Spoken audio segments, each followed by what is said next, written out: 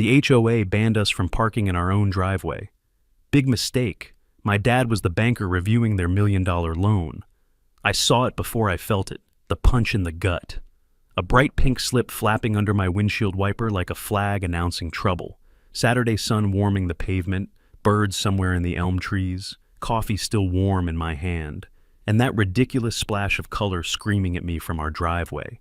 I didn't touch it right away. I just stood there, listening to the little tick of the cooling engine and the far-off hum of a lawnmower 2 blocks over. Our cul-de-sac was the kind of place where kids drew hopscotch on the sidewalk, and Mr. Jackson waved at everyone whether he knew you or not. Not the kind of place where you'd expect to get fined for parking in your own driveway. Finally, I lifted the wiper. Driveway violation, 150 fine. Large block letters, printed so square you could level a picture frame by them. Below, a neat citation. Section 7.3 of Pinecrest Gardens rules. No more than 2 vehicles in a driveway at any time. Violation documented 6:12 a.m. Photographs on file. My stomach dropped. 2 vehicles? Last night had been Emily's graduation party. Burgers on the grill, lemon bars, Aunt Linda's potato salad that always disappeared first. People hugged, laughed, and left as the string lights swayed in the warm breeze. A few relatives stayed late and left their cars in our driveway. Nobody parked on the street. Nobody blocked a hydrant. It was our driveway. I carried the slip inside like it might stain the walls if I held it wrong. Mom, Laura, was still in her robe at the kitchen island, hair in a loose knot, reading glasses perched low. She saw my face and reached for the paper. "Oh, for heaven's sake," she muttered. "Our own driveway?" Dad, Thomas Reynolds, looked up from his coffee in the morning paper. He has the steady eyes of a man who's spent 30 years reading numbers for a living, which he has. Senior loan officer at First National Bank, shirt's always crisp, calm, even when the world isn't. He took the slip, scanned it, and his forehead folded into careful lines. Section 7.3, he said softly, more than 2 vehicles. That's creative. It's petty, Mom said. I've practiced real estate law in 3 counties, and I've never seen anyone enforce something like this after a party. Dad tapped the number at the bottom, the HOA office line. "Let's ask," he said, as if asking would fix the world. He put the phone on speaker. It rang twice. A woman answered, clipped and bright, the sort of voice that smiles with its teeth. "Pinecrest Gardens, HOA, this is Karen Mitchell." "Good morning, Ms. Mitchell," Dad said. "Thomas Reynolds, 428 Meadowlark Court. We received a citation this morning." "No mistake," she said before he finished. "You had 5 cars in your driveway. Section 7.3 allows only 2. The fine is $150, due in 10 days. Thank you for your cooperation." Dad's knuckles went white around the phone. "It was my daughter's graduation," he said, still courteous. "Overnight guests, no street parking. Surely there is an exception for special events." "Rules are rules, Mr. Reynolds," Karen said. "If everyone did as they pleased, our neighborhood would look like a used car lot." Mom leaned in. "We're happy to appeal," she said. "What is the process?" "You may bring your appeal to the next board meeting," Karen said, crisp as cellophane. "But I should inform you, I personally documented the violation. The evidence is quite clear." The line clicked. No goodbye. We stood there with the beep-beep of the disconnected call hanging in the air. I went to the front window and eased a slat of the blinds with my finger. Across the street, a woman with perfect blonde hair stood in her driveway with a phone to her ear, angled toward our house like a sundial pointing due east. Athletic wear, expensive shoes, posture like a ruler. She was still talking when her eyes met mine. "Is that her?" I asked. Dad joined me at the window. He didn't need to say yes. He just watched. "New president," he said finally. "Elected last month." Mom exhaled, long and slow. "I've seen this movie." We pulled the HOA handbook from the kitchen drawer, where we keep batteries and takeout menus. 50 pages of rules for things adults should be able to figure out. The parking section was exactly where you'd expect it not to be, page 37, after pet leash lengths and acceptable mailbox finishes. There it was, section 7.3. 2 vehicles in the driveway, period. No mention of guests, no exceptions for graduations, holidays, or common sense. Dad read the paragraph twice, then set the book down as if it might bite. Well, he said, they do have the rule. The question is, why enforce it this way? Because power is a habit, Mom said, and she's practicing. I went outside to collect red plastic cups from under the hydrangeas. The yard still smelled faintly of charcoal and dill. Our string lights sagged a little, lazy in the morning heat. Across the street, Karen finished her call and snapped a photo of our mailbox from 3 different angles, like it had committed a crime. By afternoon, the neighborhood rumor mill had done its work. Mr. Jackson strolled over with his hands in his pockets and his eyebrows up in apology.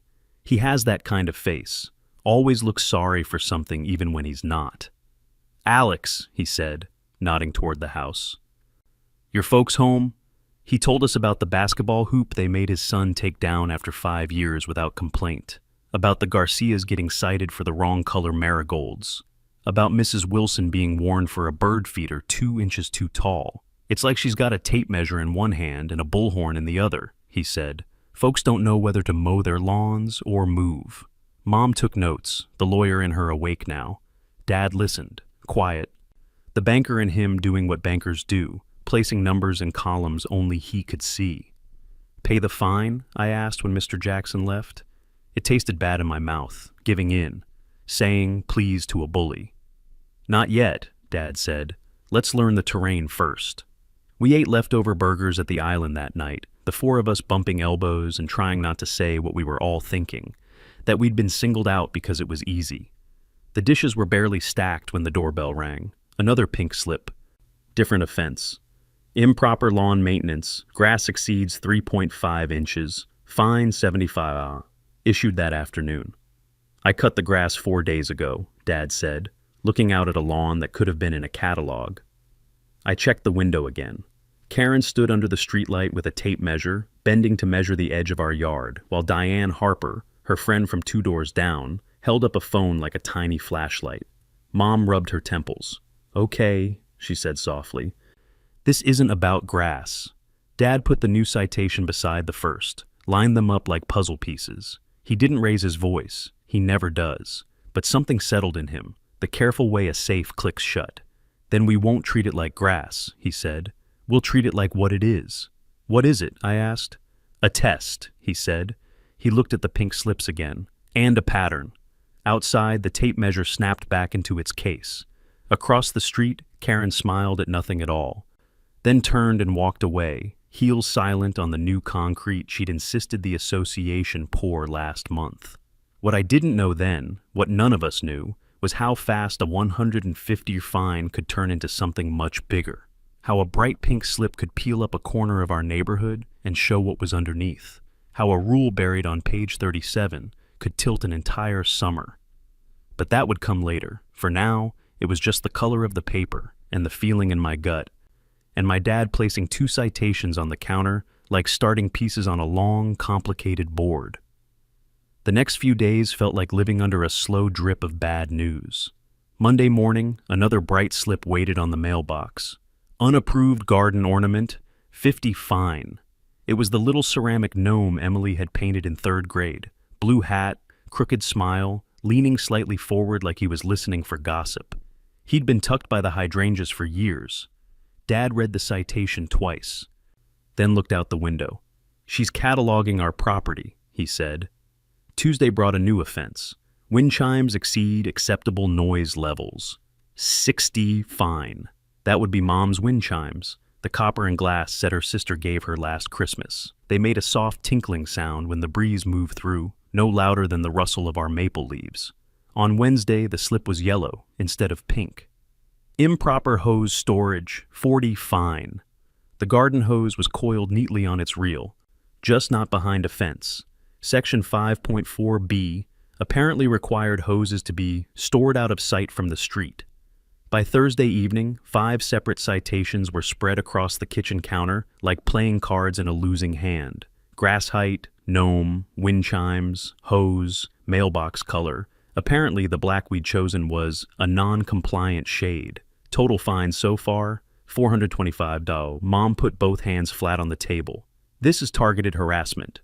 She's not enforcing the rules. She's enforcing them on us. I leaned against the counter, watching Dad thumb through the slips in order, his eyes distant, methodical. Patterns tell you more than incidents, he said finally. One violation might be coincidence. 5 in 5 days?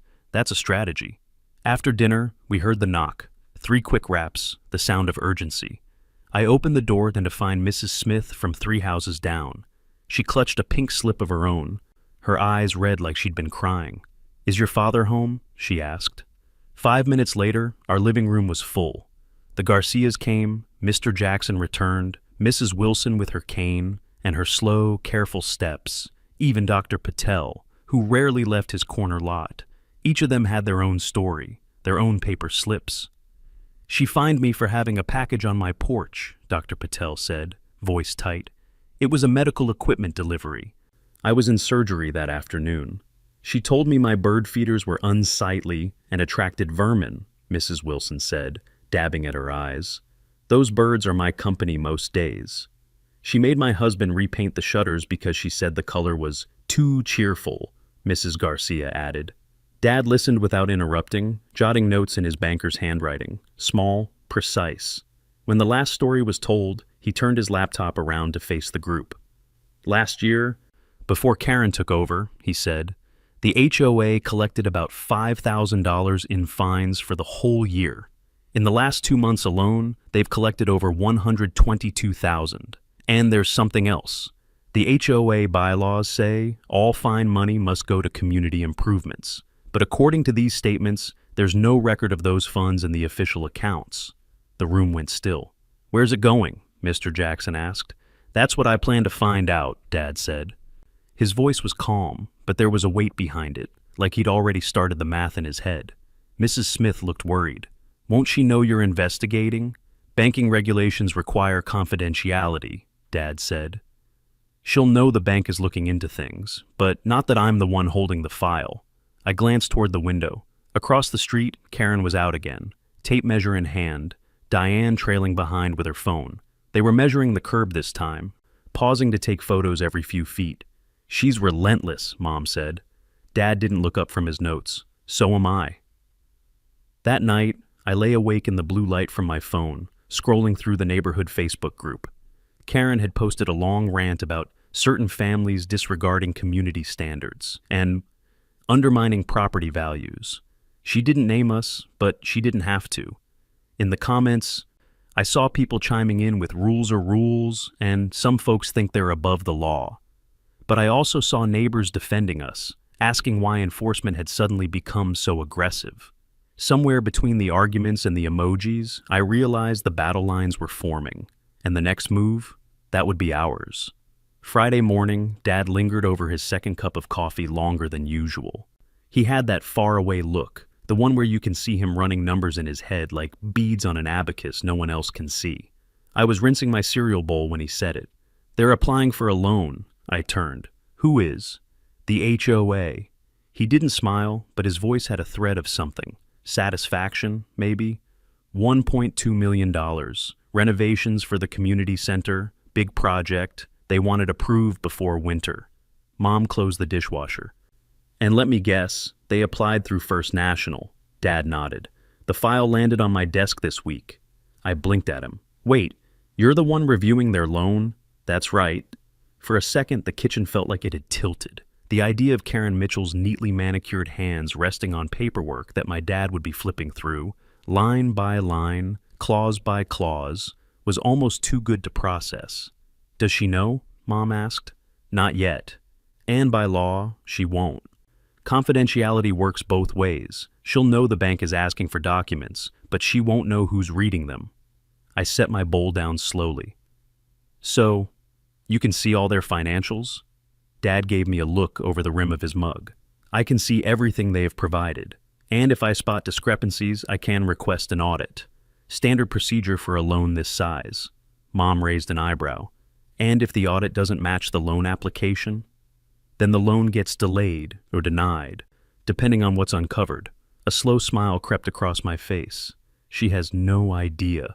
Dad shook his head. "Not a clue." The rest of the day, the tension in our house shifted. We still had citations lined up like trophies of harassment, 425 or worth. but now there was something else under the surface. A quiet current running beneath the noise. That afternoon, I caught Karen pacing along our property line with Diane, pointing at our lawn like it had personally offended her. Diane kept snapping pictures, pausing to zoom in. They didn't see me watching from the upstairs window. "Let her measure every blade of grass she wants," Dad said when I told him. "The bank's going to measure something else entirely." After dinner, I found him in his home office, papers spread across the desk in neat stacks. Some were bank documents, others HOA financial statements he'd downloaded from the member portal. He was cross-referencing figures with the focus of a man assembling a puzzle where half the pieces don't fit. "What are you looking for?" I asked. "Inconsistencies," he said without looking up. "Income that doesn't match deposits, expenses without receipts, patterns. Patterns like the ones with the fines?" "Exactly." The desk lamp cast a warm halo over the papers, catching the silver in his hair. He tapped a line item with his pen. "See this? They reported $300 in fine revenue last quarter. Between just us, the Smiths, and the Garcias, I can account for nearly half that amount, which means either everyone else in this neighborhood is a saint or someone isn't reporting all the fines." I leaned against the doorway, watching him work. For the first time since the pink slip appeared, I felt a flicker of something like hope. If this was a chessboard, Karen thought she was moving pawns. She had no idea my dad had just put a hand on the queen. By Saturday afternoon, the pink and yellow slips had become part of the scenery in our kitchen, fanned out on the counter like a bad hand of cards no one wanted to play. Mom had started keeping them in a neat stack, almost like evidence in a trial she was quietly building in her head. The doorbell rang just as Dad was coming in from mowing the lawn, again, just to make sure no blade of grass gave Karen an excuse. I opened the door to find Mr. Jackson standing there, his hands in his pockets, the brim of his ball cap low against the sun. "Alex," he said, "mind if I come in for a minute?" He stepped inside, but he wasn't alone. Behind him came Mrs. Smith, still clutching the citation she'd shown us earlier in the week. Then the Garcias, arm in arm. Then Mrs. Wilson with her cane. Then Dr. Patel, still in his navy scrubs from the hospital. They filled our living room in that quiet, uneasy way people do when they've all been burned by the same fire. Mrs. Smith spoke first. "We thought maybe, if we got together, we could figure out what to do." Dad looked around the room, his expression unreadable, but his eyes sharp. "All right," he said. "Let's start with what you've each been dealing with." And one by one, they told their stories. Mr. Jackson's voice had an edge when he described being ordered to take down the basketball hoop in his driveway after 5 years without complaint. Said it was a safety hazard, same one my son's been shooting at since middle school. The Garcias had been cited for unapproved landscaping when Maria planted marigolds along the walk. "Wrong color," she said, shaking her head. "Can you imagine? Too bright for her taste." Mrs. Wilson's voice wavered. "My bird feeders. She said they attract vermin. Those birds are the only company I have most afternoons." Dr. Patel crossed his arms. "I had a package delivered. Medical equipment. It was on my porch for 4 hours while I was in surgery. She wrote me up for unsightly clutter." Mom listened, jotting notes on a legal pad. Every so often she'd underline something, her pen pressing hard enough to dent the page. When they were finished, Dad stood. "What you're describing isn't normal rule enforcement. It's selective, and in some cases, it's not even consistent with the bylaws." Mr. Jackson nodded. "Feels like she's got it in for certain people." "It's more than that," Dad said. "Last year, before Karen took over, the HOA collected around $5,000 in fines total. In the last 2 months, it's over $122,000. And according to the financial statements, none of that recent money appears in the official accounts." A murmur ran through the room. "Where's it going?" Mrs. Garcia asked. "That's what we're going to find out," Dad said. His tone was calm but carried weight, like each word was measured. Mrs. Smith looked uneasy. "If she figures out you're the one looking into this—" "She won't," Dad said. "Bank confidentiality. She'll know the bank is reviewing the loan application. She won't know I'm holding the file." For a moment, the room was quiet, everyone processing that this wasn't just about gnomes and grass height anymore. It was about money, big money, and a paper trail that might not exist. Then Mr. Jackson leaned forward. "So, what's the plan?" Mom glanced at Dad, then back to the group. We start documenting everything: dates, times, photos, any violation notices, any unusual activity, and we keep copies outside of our homes in case things get misplaced. Dr. Patel frowned. Misplaced? Dad's voice was steady. If someone's willing to bend rules to collect money, they might be willing to make inconvenient records disappear. We spent the next half hour trading phone numbers, setting up a shared email account, agreeing on how to label files. It felt strange, this quiet little resistance forming in our living room.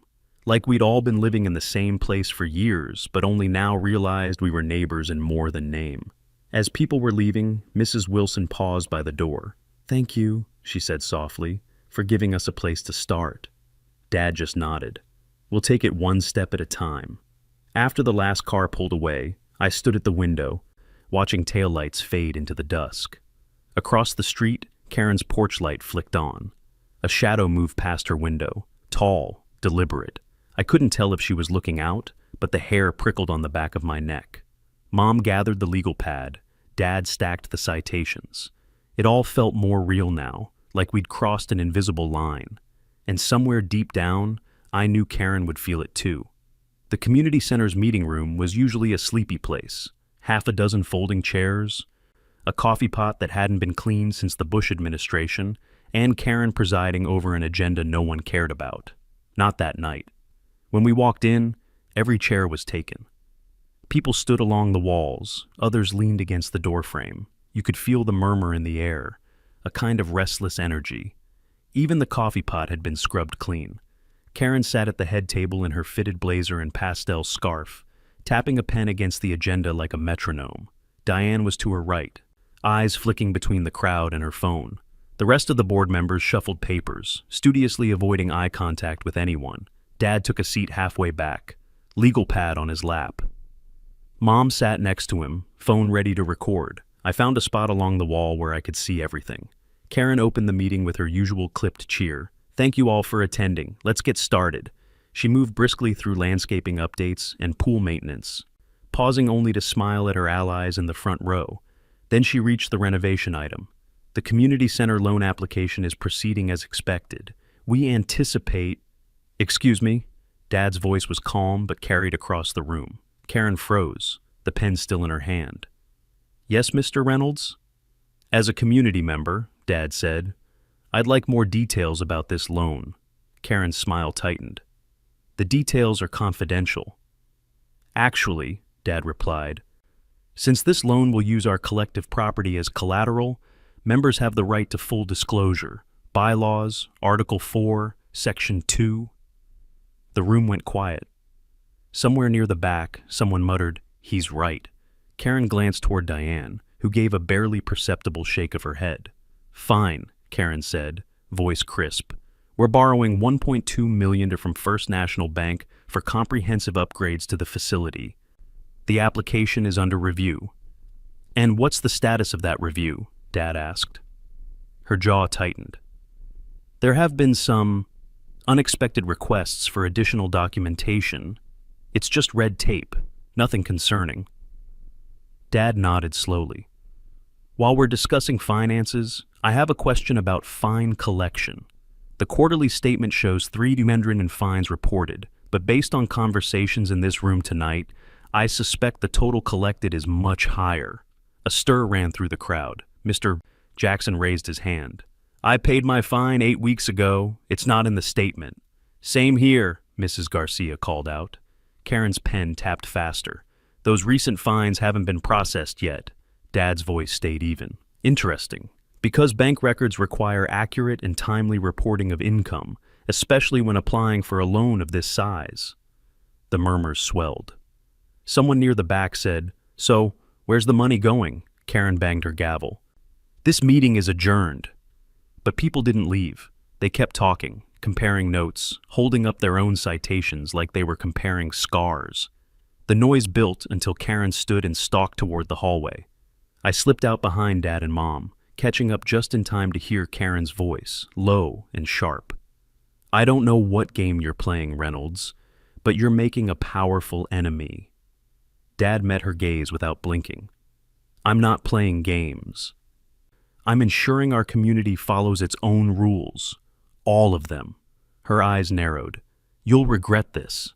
We walked out into the cool night air, the hum of voices still spilling from the building.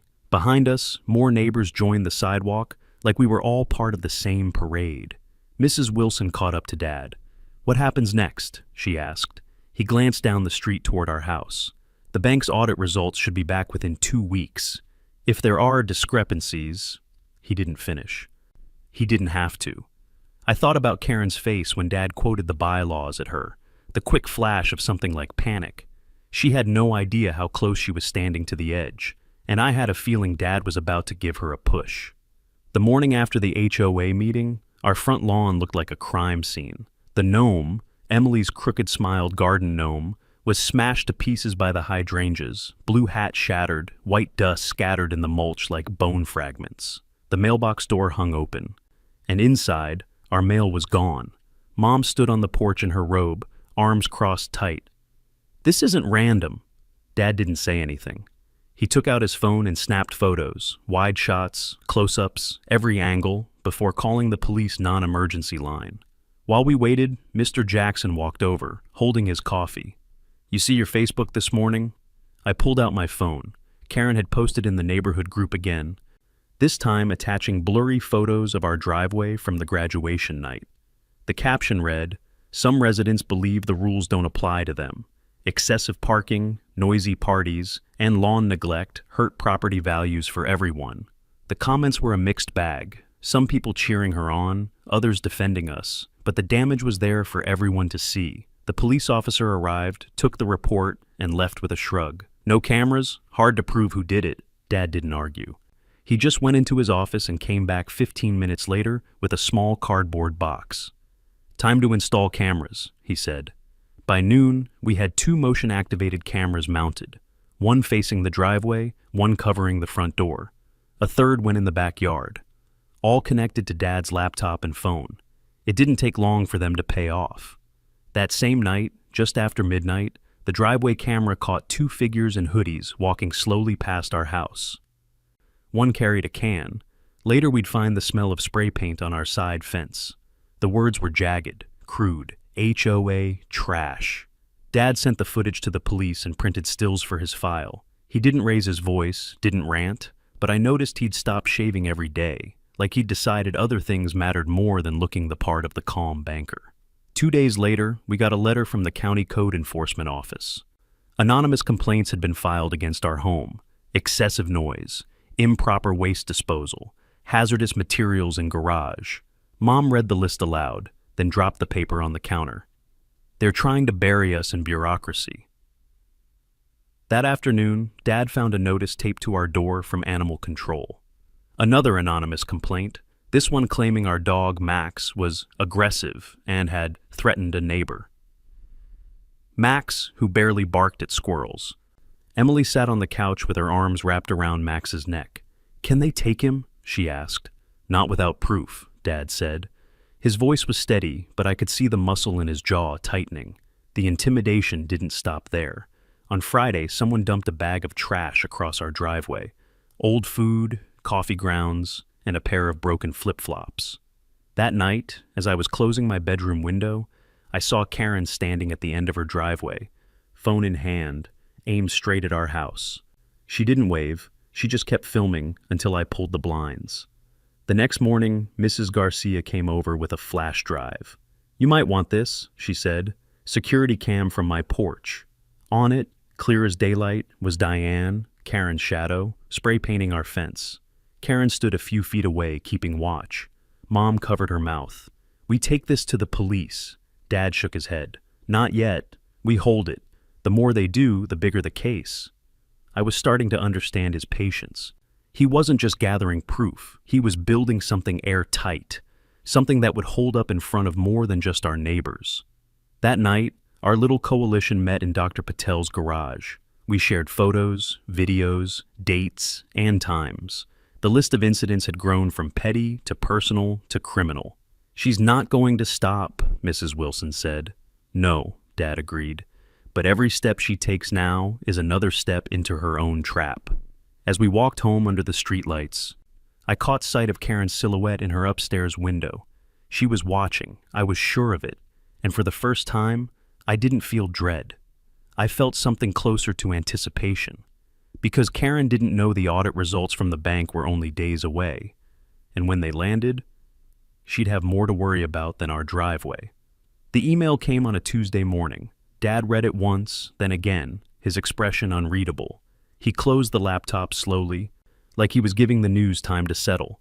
"It's done," he said. Mom looked up from her coffee. "The audit?" He nodded. "They found discrepancies, big ones." "How big?" I asked.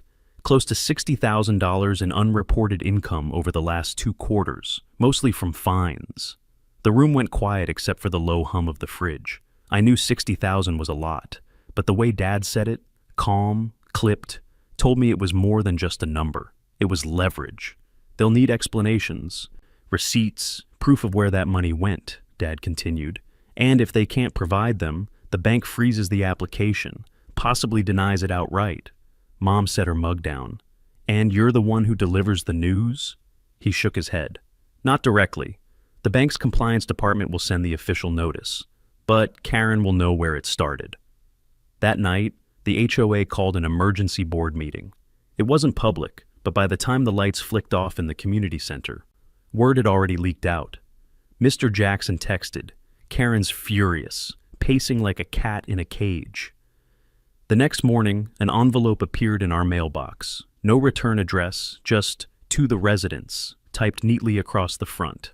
Inside was a 1-page letter from the HOA board claiming a clerical error had delayed the recording of certain fine revenues, and that the matter was being resolved internally. Dad read it and raised an eyebrow. Damage control. But the real hit came that evening, when the bank's official notice arrived, copied to all board members. The language was formal but brutal. "The review has identified significant discrepancies between reported income and documented deposits. Please provide full financial reconciliation, including receipts and bank statements, within 10 business days. Failure to comply will result in denial of the loan application." We didn't have to wait long for Karen's reaction. At 7:42 p.m., she was on the neighborhood Facebook group, posting a long statement about malicious interference and individuals spreading false accusations to sabotage community progress. She didn't name Dad, but the implication was clear enough for anyone paying attention. Within minutes, the comments exploded, half the neighborhood demanding transparency, the other half parroting Karen's line about outsiders trying to ruin things. Our coalition stayed quiet. Every time Dad's phone buzzed with a text from Mr. Jackson or Mrs. Garcia, it was just one word: patience. The pressure started to show on Karen. I saw her the next day, standing in her driveway with Diane, phone to her ear, voice sharp enough to cut glass. Diane kept glancing toward our house, then looking away. 2 nights later, Mrs. Smith called. "You should come by. I think you'll want to see this." Her front window had a clear view of the HOA office. Through the glass, we watched Karen hunched over a desk with stacks of papers around her. She kept rifling through binders, pulling out pages, flipping to others, then tossing them aside. "She's scrambling," Mrs. Smith said. Back home, Dad opened his laptop. "They have 10 days. If they can't account for that money, the loan dies. And if the loan dies, so does her big renovation project, and probably her grip on this neighborhood." I leaned against the doorframe. "You think she'll go down without swinging?" Dad gave a small smile that didn't reach his eyes. "She's already swinging. She just hasn't realized she's hitting air." That night, as I was shutting off the lights, I saw a single car parked across the street. Engine off, no lights, just sitting there, a silhouette in the driver's seat.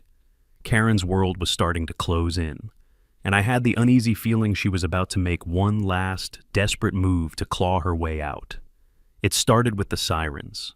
Saturday morning, just after sunrise, 2 police cruisers rolled to a stop in front of our house, lights flashing.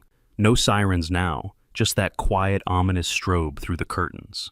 Mom was still in her robe, coffee in hand. "What on earth?" There was a knock, heavy and deliberate. Dad opened the door to find an officer holding a clipboard. "We received a report of a domestic disturbance at this address." Dad blinked. "There's no disturbance here." The officer scanned the living room behind him. The caller stated there was shouting, breaking glass, and a possible assault. Mom stepped forward. That's absurd. We were eating breakfast. The officers took a quick look around, apologized, and left, but not before we noticed Karen standing across the street in her robe, phone in hand, watching every second. She's escalating, Dad said as the cruisers pulled away. By noon, the county code enforcement truck was parked outside. Another anonymous complaint, this time about hazardous chemicals stored in the garage. The inspector looked embarrassed as Dad walked him through the spotless shelves of labeled paint cans and gardening supplies. Sorry, the inspector said. We have to respond to every report. 2 hours later, animal control knocked again. Someone had reported Max roaming aggressively in the neighborhood. Max, who was asleep in the living room the whole time. It was a blitz, one call after another, each one designed to create a paper trail of trouble at our address. But Karen didn't stop at the authorities. That evening, the neighborhood Facebook group lit up with her latest post. Some residents are under investigation for repeated violations and public safety concerns. As your HOA president, I will not be intimidated into ignoring threats to our community. She still didn't name us, but she didn't need to. The implication was like a stain that spread on its own. The comments were uglier this time. Words like dangerous and unstable popped up, mixed in with a few brave defenders pushing back. Mrs. Garcia texted, "Ignore it. We've got the proof." Dad stayed calm, but I could see the toll in the way he rubbed the back of his neck, the longer pauses before he spoke. When people run out of logic, they reach for noise, he said. 2 nights later, we caught her in the act. Almost. The backyard camera pinged an alert at 11:46 p.m. A figure in dark clothes crept along the fence line, pausing by the corner near the gate. A metallic click, then the sound of something being poured. When Dad reviewed the footage, his jaw set hard. "Gasoline," he said. "She's trying to set us up for a fire violation, or worse." We called the police. This time, the officers took it seriously, especially when Dad handed them the flash drive with the footage. They dusted the gate latch for prints, bagged the gas can she'd left behind, and promised to follow up. The next morning, Karen posted again, this time a cryptic message. "Some people will regret crossing me. Truth has a way of coming out." But something in her tone was different. The sharp edge was still there, but it was wrapped in something else. Panic. That evening, the coalition met at Mr. Jackson's. Everyone had stories from the past week. Mysterious calls, drive-by photos, even notes left on doors. "She's throwing everything she's got," Mrs. Wilson said. "Like she knows the end is near." Dad leaned forward.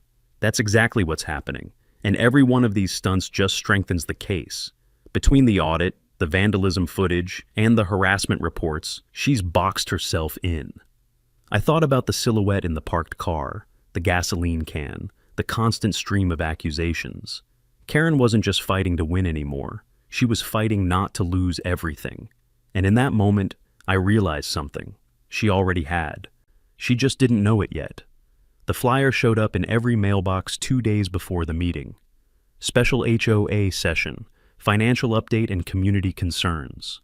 No agenda, no explanation, but the timing told us everything. When we arrived at the community center, the parking lot was already packed. People milled in small knots outside the doors, voices low but charged. Inside, every folding chair was filled, and more people stood along the walls. Even the air felt heavy. Karen sat at the head table, her scarf perfectly knotted, smile tight. Diane sat beside her, phone at the ready. The other board members looked like they'd rather be anywhere else. Dad took his usual seat in the middle row. Mom sat next to him, legal pad on her lap. I leaned against the wall in the back, next to Mr. Jackson and Mrs. Garcia. Karen tapped the mic. "Thank you for coming. I know there have been rumors circulating. I want to take this opportunity to set the record straight." She launched into a polished speech about temporary accounting delays, malicious interference, and a small group of residents spreading falsehoods. Her tone was smooth, but her eyes kept flicking toward Dad like she was waiting for him to make a move. When she finished, she smiled. "Questions?" Dad stood. "Yes, I have a few." A ripple went through the crowd. "First," Dad said, Why does the bank's audit show $59,842 in fine revenue unaccounted for in your official statements? Karen's smile froze. As I've explained, those funds are pending deposit. Pending for 2 quarters? Dad's voice was calm, but the question hung in the air like a hammer. Someone in the back muttered, "Yeah, right." Karen straightened. "We've been dealing with administrative turnover." Dad nodded slowly. "Then perhaps you can explain this." He held up a manila folder and began pulling out enlarged color prints. HOA statements, bank deposit records, side by side. "These are your quarterly reports. And these are the bank's records. The totals don't match, not even close." Gasps spread through the room. Karen opened her mouth, but Dad kept going. "Here's another set. Copies of violation notices from residents here tonight, totaling over $12,000. Not one of them appears in your ledger." Mrs. Garcia stood. "Mine's in there. April 14th, $200 for a hedge 2 inches too high." Mr. Jackson's voice boomed from the back. "Mine too. Basketball hoop violation. $50. Paid in cash." The noise in the room grew until Karen banged the gavel. "Order! These documents are private property." "No," Mom cut in from her seat. "They belong to the HOA, which means they belong to the members. That's all of us." Diane was whispering furiously into Karen's ear now, but Karen's face had gone pale. Dad set the last sheet on the table in front of her. "And this," he said, "is footage from a neighbor's security camera. It shows your vice president vandalizing my property while you stand watch. I've already provided it to the police." The room erupted. Shouts, questions, phones snapping photos. Karen's hand shook as she reached for her water glass. A man in the front row stood. "I move for a vote of no confidence in this board." "I second," Mrs. Wilson said, her voice steady. Karen's gavel cracked down. "This meeting is over." "No," Mr. Jackson cut her off. "According to the bylaws, Article 6, Section 3, a motion from the floor with a second requires a vote if a quorum is present. And from the looks of it," he swept a hand toward the packed room, "we've got one." People started raising their hands, first in small clusters, then in waves. "All in favor of removing the current board?" Mr. Jackson called out. Hands shot up across the room. Only a handful stayed down, mostly in the front row. Karen's lips moved, but no sound came out. Diane stared at the table. Dad stood, gathering his papers. "The vote is clear." The applause started in the back and rolled forward until the whole room was clapping. Karen sat frozen in her chair, the gavel still in her hand, but the sound swallowed her whole. As we filed out into the cool night air, Mrs. Garcia caught my arm. "You just watched history," she said. "She's done." I glanced back through the glass doors. Karen was still at the head table, staring at the stack of papers Dad had left in front of her. For the first time since the pink slip, I felt like the air in my chest had room to move.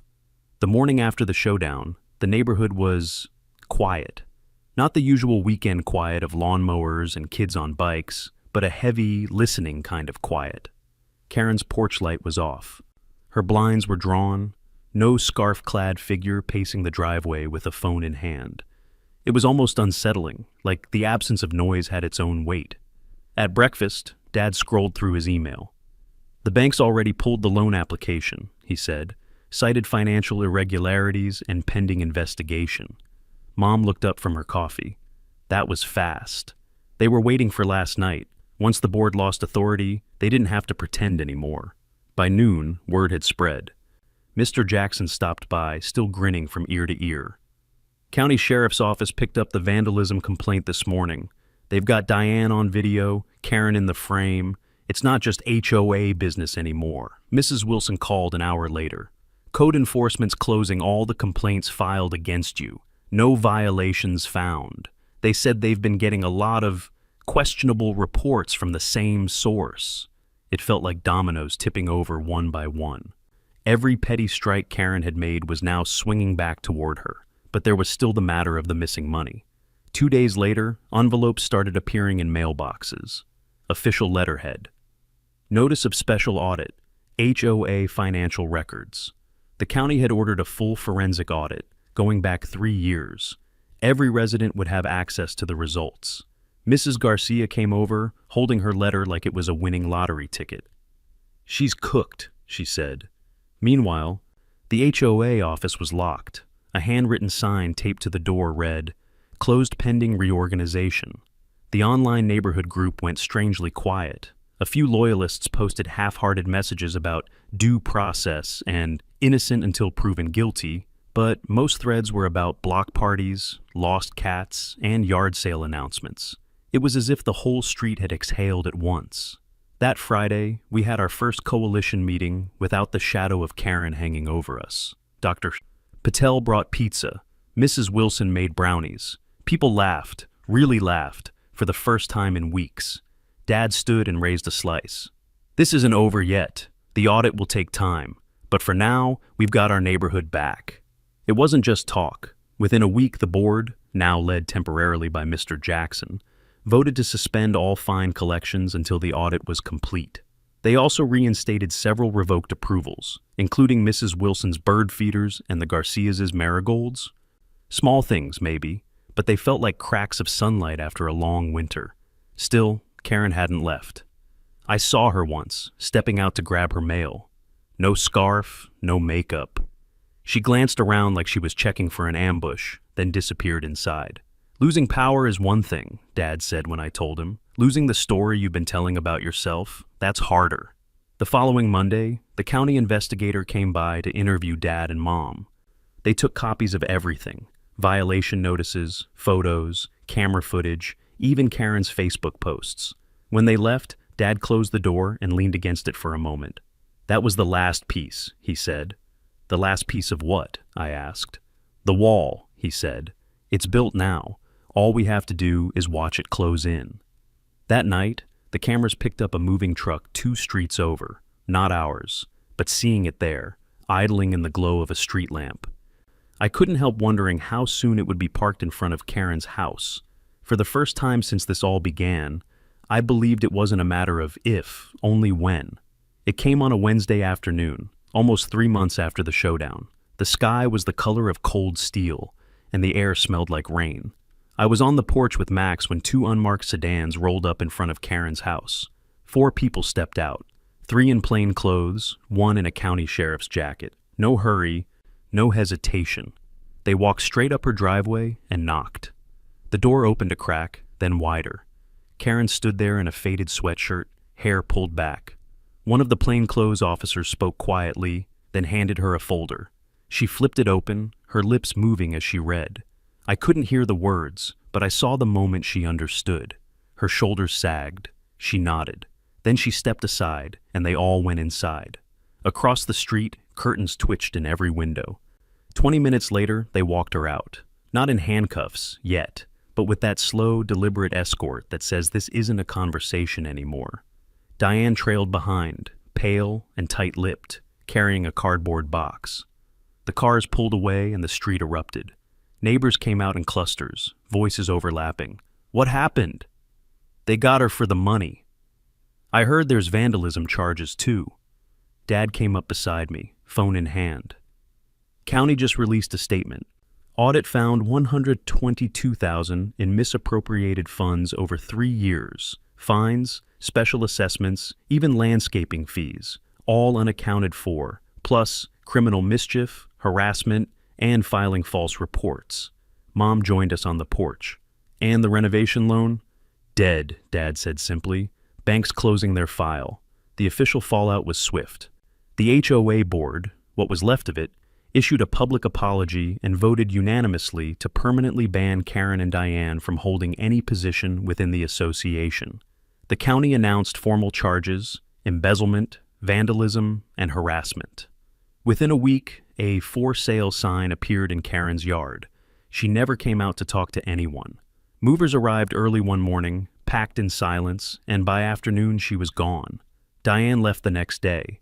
The neighborhood felt different almost instantly. People waved more. Kids played in the cul-de-sacs without parents watching the clock for HOA patrols. Mrs. Wilson planted a second bird feeder. The Garcias marigolds bloomed bright and unbothered. One evening, Mr. Jackson hosted a community cookout in the park. Nearly everyone came, burgers sizzling, music playing low, people swapping stories about the bad old days like veterans after a war. At one point, Mrs. Garcia raised her glass toward Dad. "You saved us," she said. Dad shook his head. "We all did. You can't fight someone like Karen alone." Still, I knew it was his patience, his precision, that had made it work. He never lunged, just kept stacking bricks until the wall was too high for her to climb. As the sun dipped below the trees, I thought back to that first pink slip on the windshield. The shock, the anger, the sense of being trapped in someone else's rules. Now, the rules belonged to the community again. And Karen? She was just a chapter we'd closed for good. That night, I asked Dad if he felt satisfied. He thought for a long moment. "It's not about satisfaction," he said finally.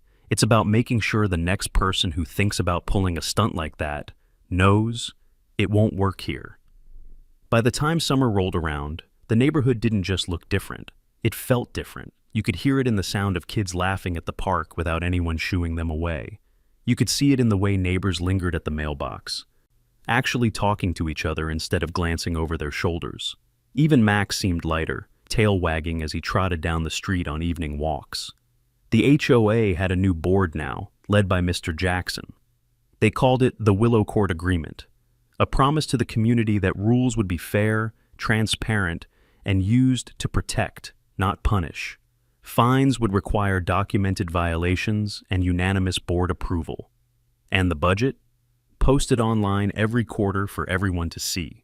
One Saturday, Dad and I were repairing the front gate, not because we'd been told to, but because it needed it. Mrs. Garcia strolled by with her terrier. "Looks good," she said. "You know, the way things are now, feels like home again." Dad smiled. "That's the point. Karen's old house stayed empty for a while. People said it had been repossessed to cover her legal fees and restitution. Eventually, a young couple bought it. They planted sunflowers in the front yard, the first thing to bloom there in years. I found myself driving past it one evening, windows down, warm breeze carrying the smell of barbecue from somewhere nearby. And I realized the house wasn't hers anymore, not in memory, not in spirit. It belonged to the street again. We never saw Karen after she left. No postcards, no gossip about where she'd gone. She became a story, a cautionary tale you told new residents over coffee. Once we had a president who thought the HOA was her kingdom. Then, the kingdom pushed back. Every now and then, I'd catch Dad looking at the driveway, the one we were once banned from using. His gaze would linger for just a second before he'd turn away. Not bitter, not triumphant, just thoughtful. One night I asked him, "Do you ever wish you'd just ignored it, paid the fine, moved on?"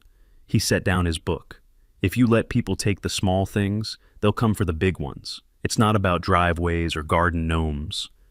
It's about knowing when to draw the line and having the patience to hold it." That patience had changed more than just our family's life. It had rebuilt the way our little community worked. People stood up for each other now. When a rule didn't make sense, they talked about it. When someone needed help, they gave it. It wasn't perfect. No neighborhood is. But it was ours. And that made all the difference.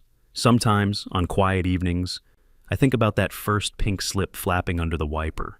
How small it seemed then. How big it became. And how, in the end, it wasn't about revenge at all. It was about taking something broken and making it whole again.